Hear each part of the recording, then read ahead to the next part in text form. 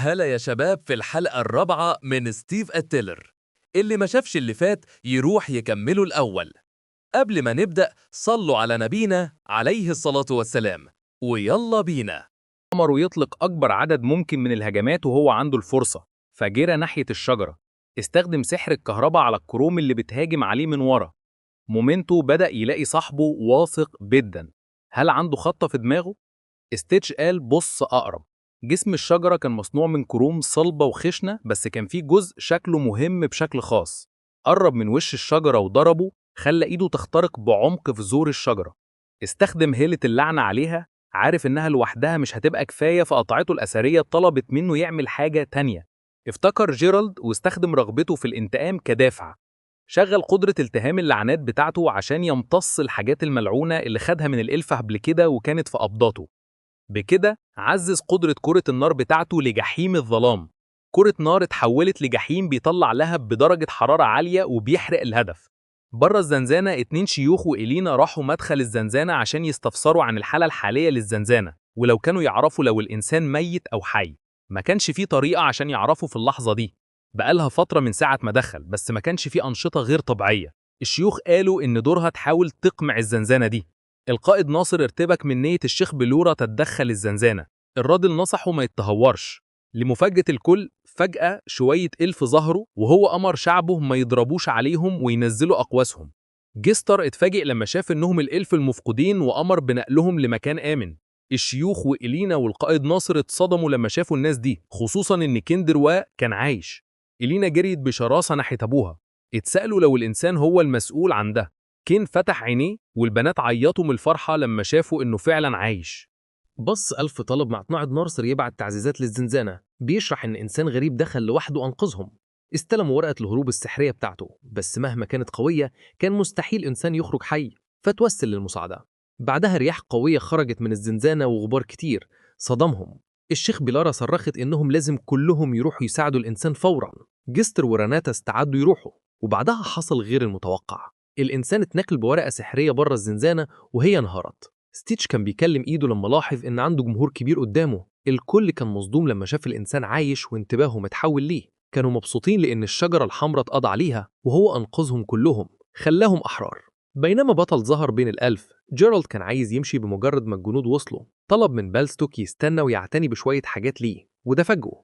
اداه رسالة وأمره يبص عليها لأنها كانت زنزانة جديدة جاسوس في مملكة جاليا اكتشفها وبعتها ليه. كان عايزه يعتني بيها، فجيرالد أمره يختار شوية ناس من حرسه الخاص ويجيب القطع الأثرية في أسرع وقت ممكن. الزنزانة كانت تقنيا في أرض جالانت، وده ممكن يسبب صراع دولي، فلازم يكون حذر وما يتمسكش. فهم مهمته، والأمير قرر يروح الأول للحدود الشمالية يقابله هناك بعد ما يخلص في الزنزانة. في نفس الوقت ستيتش كان بيسيب الغابة مع إلينا. قال لها إنه مش عنصري، بس مش هيبقى خطر يروح قرية بشرية بالودان المدببة دي أو رسومات الوش. سألته ما يقلقش لأنها طالما عندها العلامات دي هتبقى شكلها إنسانة عادية للآخرين، رغم إنها ملهاش فايدة للي بالفعل عارفين هويتها. ستيتش اتفاجئ، بيتسأل لو دي تقنية سرية للألف، بس ما كانش متفاجئ قوي لأنهم بيقدروا حتى يكتشفوا تكوينات الزنازين. افتكر إن كين شرح له إن بعض الإلف الحساسين للمانا زي عائلته بيقدروا يشوفوا تدفق المانا. أحيانا المانا بتتركز في نقطة بكثافة لدرجة إنهم ما يقدروش حتى يبصوا عليها مباشرة، وده لما بتتكون زنزانة. بطلنا فهم إنه كان قصده إن زنزانة لسه متكونة، وهو أكد ده. مومنتو كان مبسوط لأنه مش هيبقى فيه حد يتدخل، بس ده كان الموقف من فترة، فلازم يخلصوها قبل ما التانيين يلاقوها. إلينا كانت جاهزة عشان يمشوا لأنها هتروح معاه. كان فاكر إنها قديمة قوي لأن محدش تاني بيرد دين القرية. مومنتو كان فاكر إنها هتبقى مفيدة لأن قدرة الإلف مفيدة فعلا. بطلنا وافق، يمكن لأنها كانت سترايدر. هي رائعة لأن حركة الإلف رمية سهام قوية وحتى بتكتشف الزنازين. إلينا كانت عايزة تعرف ليه رايحين في الاتجاه ده. شرح إن في قرية صغيرة قدامهم، هيرتاحوا هناك قبل ما يسافروا الأسبوع تاني. بعد ما قطعوا مسافة لمحوا البلدة، وهو أمرها تفضل ورا طول الوقت حتى لو شكلها إنسانة. مومنتو سأل ليه المستكشف واثق قوي كده، مش عليه مكافأة؟ ستيتش كان بيعتقد إن ده هراء، عمرهم ما هيعرفوه لأنه حتى مش لابس نفس الهدوم. مومنتو دلوقتي مش عارف لو صاحبه أهبل ولا لأ. وصلوا مدخل القرية، والحارس سأل عن اسمه وهو بيبص على قائمة المطلوبين. رد إنه راين جوزلينج.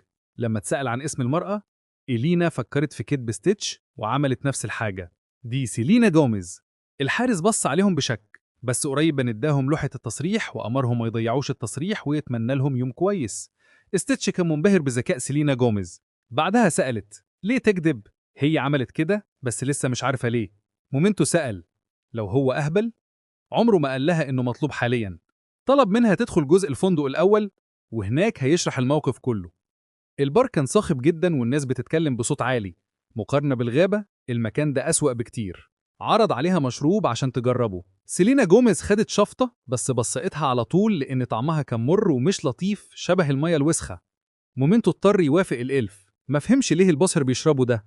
ستيتش اتنهد وقرر يكلمها في الموضوع. شرح الموقف كله وهم بياكلوا وهي اتفاجئت لما عرفت إنه في الآخر خد مكافأة بسببه. صرح إن ده اختيارها وسمح لها ترجع الغابة لو مش عايزة تساعده في الانتقام. بس إلينا لقت رغبته في الانتقام معقولة وافتكرت كلامه في الغابة. كانت هتبقى منافقة أو هبلة عشان توقفه. هو حتى أنقذ كل الإلف من الانقراض. فقالت إنه باسم دراي نوار هترد دينها. بطلنا حس بغرابة وهو بيفتكر أهل إلينا اللي دعموا بنتهم تروح رحلة من غير ما يعرفوا إيه هي. إلينا علقت عن صعوبة الانتقام من الحاكم رغم إن ستيتش غالبا شخص يقدر يعملها. سألت عن خاتمه وستيتش أمرها تسكت لثانية لأن شوية زباين كانوا بيتكلموا عن وجود جنود الحاكم على كل الطرق في البر لأن ناس كتير اتسرقت هناك. إلينا قريبا لاحظت إن دي هتبقى مشكلة بما إن الجندي هيبقى بيقوم بدور الطوريات على الطرق وهم ما عندهمش فكرة إيه اللي متخبي في الغابة. فكانت عايزة تعرف إيه خطة أتيلير. بعد فترة الجنود كانوا بيجمعوا ناس ناويين يسافروا طريق التجارة. كان في حوادث كتير مؤخرا فبعتوا جنود علشان يحلوا المشكلة. التجار اللي معهم فلوس علشان يستأجروا مرتزقة للأمن كانوا بيتعاونوا مع التجار الفقراء اللي ما يقدروش. بطلنا شاف ميزة في الموقف وقرر يلاقي حد يستغله. قرب من واحد من التجار وسأل لو يقدروا يرافقوه. الراجل رد إنه بالفعل فقير وبيرافق حد تاني بس المفروض يسأل الراجل اللي هناك ده اللي اسمه فارود فيلش تاجر مشخوطة. ستيتش محتاجش يبص كتير عشان يعرف إن الراجل ده صداع. سأل التاجر فارود يسمح لهم يرافقوه هما كمان بس غضب لأنه بالفعل قال إنه هياخد ناسه بس ومحدش تاني. الراجل بس علق إن الناس حواليه بيتفرجوا عليه وهو بيتصرف. فالتاجر المشهور غير موقفه وسأل لو هم على الأقل مغامرين. لما قالوا فارود سمح لهم ينضموا كمان وده كان أسهل من المتوقع. على الطريق منتقمنا كلم محسنه اللي رد إنه كان مستكشف زنازين. الراجل اتفاجئ وقال إنه كان عايز يبقى مغامر أو مستكشف هو كمان بس خد سهم في ركبته من عفريت وهو صغير وما قدرش يكمل المهنة دي. إلينا كمحاربة حقيقية كانت دايما متيقظة عشان تلاقي حاجة غريبة لأن ستيتش طلب منها تفضل يقظة لأي خطر. بالليل وهم بيرتاحوا قالت إن مفيش حاجة شكلها غير عادية لسه وبتأمل إنها تفضل كده. اتفزعوا لما شافوا واحد من صحابهم بيقع واتسألوا إيه اللي بيحصل. كانوا ضايخين لأن جزيئات المانا كانت بالفعل انتشرت. ستيتش ما قدرش يتوقع ده وفقد وعيه هو كمان. جريت عشان تتفادى الجزيئات دي عارفة إن الكل هيقع لو استمروا. متخبية في الشجر شافت ناس حوالين التاجر واتسألت لو هم اللصوص. اللصوص كانوا متضايقين من وجود مرتزقة كتير للدفاع. غالبا كانوا ناس مهمين ولازم يكون عندهم حاجات قيمة. اللص سأل الزعيم لو هياخدوا كل حاجة بس رفض لأن الهدف كان فارود فيلش ما يلمسوش أي حد تاني. اتفاجئوا لما لاحظوا إن واحد من الأهداف صاحي. ستيتش كان لسه بيتحرك بعد انتشار المنى. كلهم هجموا في نفس الوقت عشان يعجزوا التهديد. بطلنا كان غضبان منهم عشان بيستخدموا سحر علشان يسرقوا ويهجموا في مجموعة.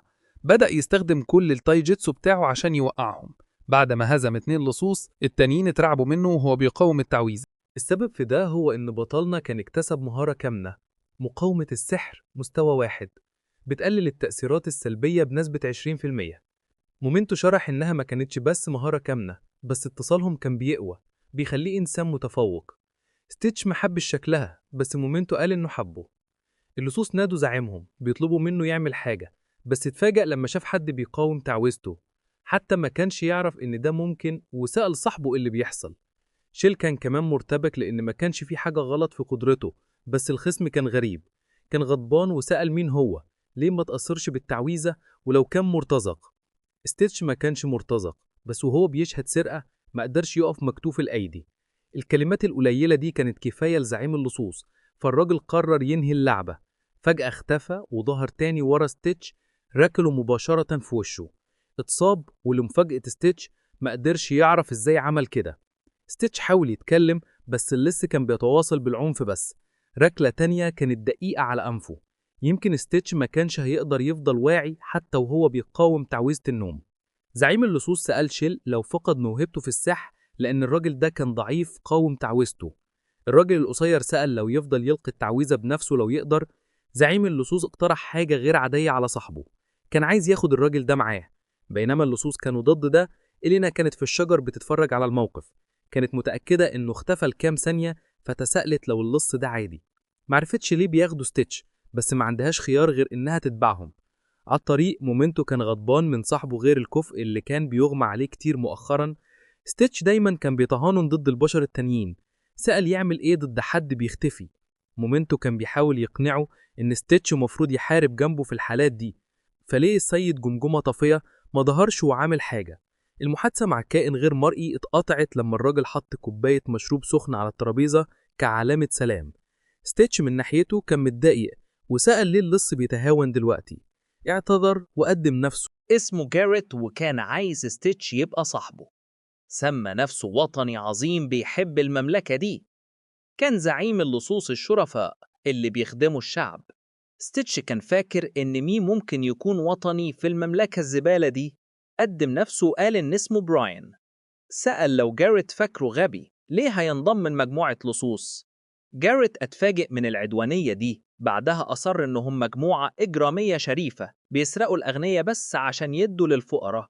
بس بالنسبة لستيتش، لص دايما لص. جنود جاريت ما قدروش يصدقوا إن الراجل ده عايز ينضم ليهم.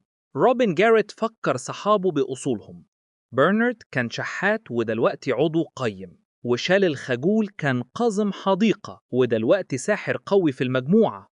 جاريت خبط على الترابيزة عشان يقول إنه هو اللي عمل ده. كان عنده عين كويسة عشان يلاقي الألماظ في الوحل. حاجة غير متوقعة عدت جنب ودان الراجل وعملت قطع صغير. كل المشاعل اتصابت بسرعة مرعبة، وبعدها صرخوا إنهم بيتعرضوا لكمين. بس أي جيش هيتخبى في الغابة من غير ما يعمل أي صوت. بالنسبة لستيتش كان واضح إنها سيلينا جاميز. بينما كانوا متشتتين كان عنده فرصة يهرب وجرى. سيلينا همست لبراين جوزلينج يجي في الاتجاه ده وبعدها انضمت ليه. ستيتش كان عايز يعرف كام حارس قتلت، بس سيلينا قالت إنها ما قتلتش حد إلا لو ضروري. كلهم كانوا فاقدين الوعي بس. لمفاجأة الزوجين حد ظهر في طريقهم وبدأ تعبان قوي عشان يبقى سهل عليه يعترضهم. جاريت ما كانش عايز يسيبه يمشي بما إنه فشل في إقناعه، وسأل لو يعرف إيه اللي هيحصل دلوقتي. كان محبط وعايزه يبطل إصرار لأنه استحمله كفاية. جاريت جرى ناحيتهم عشان يهجم، بس هم هجموا الأول. اتفاجئوا لما ضربوا الفراغ.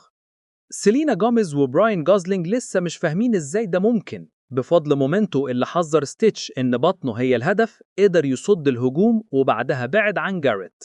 اللص لمح بسؤاله لو براين يقدر يشوف حاجة. مومنتو قال لستيتش إن القطعة الأثرية اللي على كتفه بتسمح للراجل يسافر في العوالم الروحية والمادية، بتخليه زي الشبح للعين البشرية.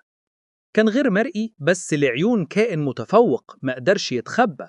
شال وصل للثلاثة اللي كانوا بيقتلوا. جاريت حاول كذا مرة يضرب ستيتش بس فشل، وحتى اتدرب بقبضات الانتقام. أكيد وجعته قوي. براين صرخ لسيلينا جوميز تتصرف دلوقتي. رمت خناجر وتقريبا قدرت تصيب الشبح.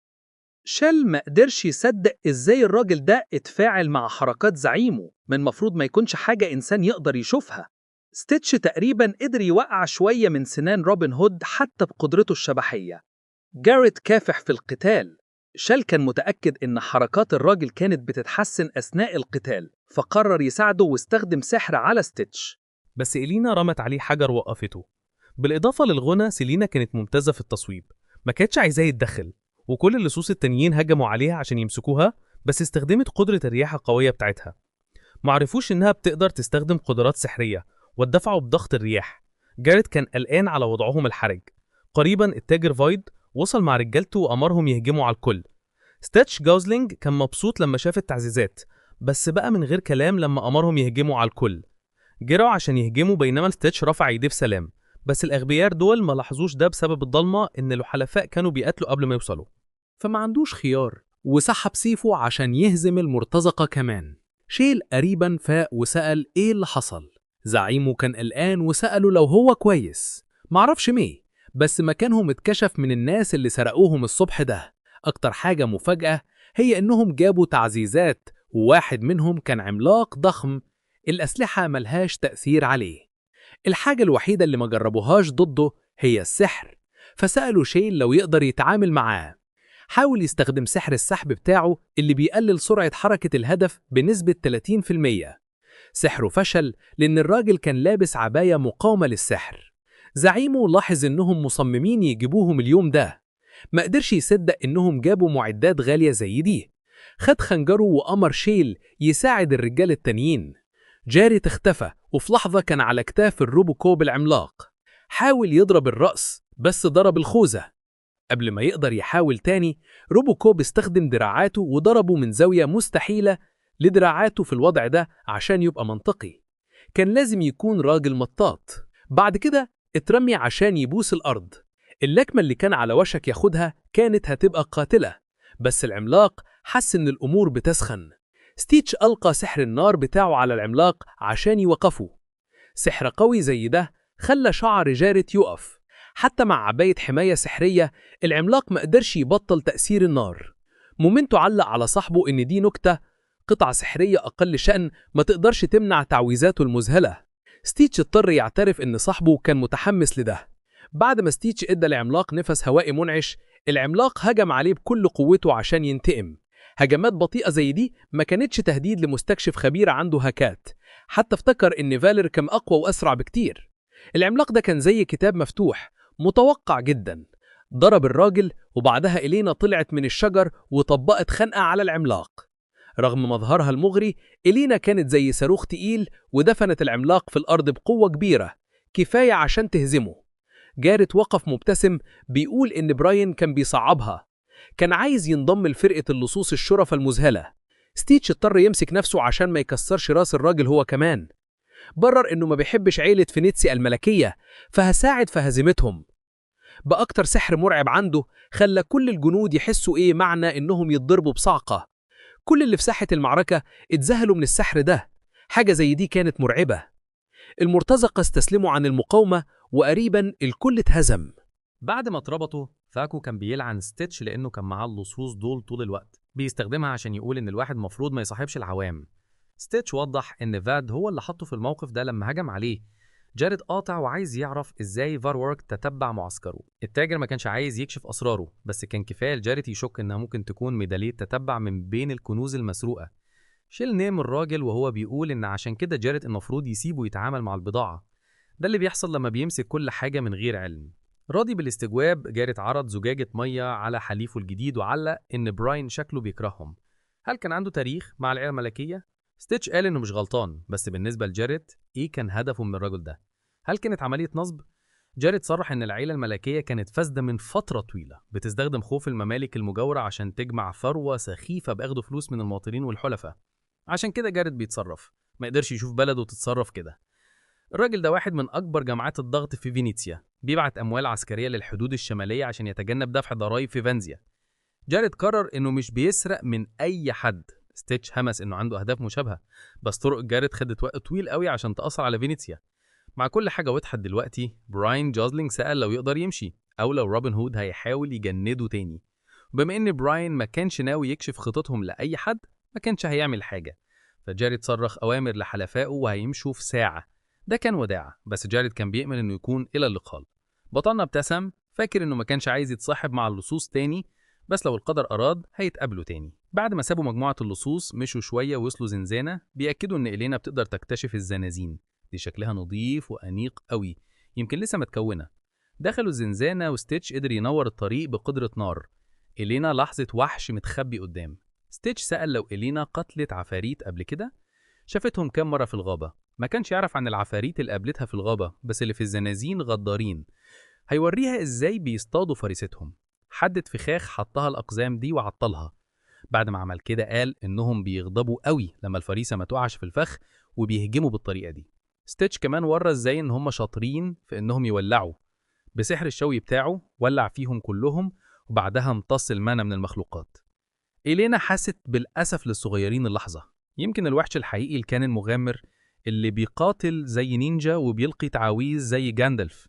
فلو بيقاتل زي نينجا وبيلقي تعاويذ زي جاندلف، فزي هي حست بالأسف للصغيرين.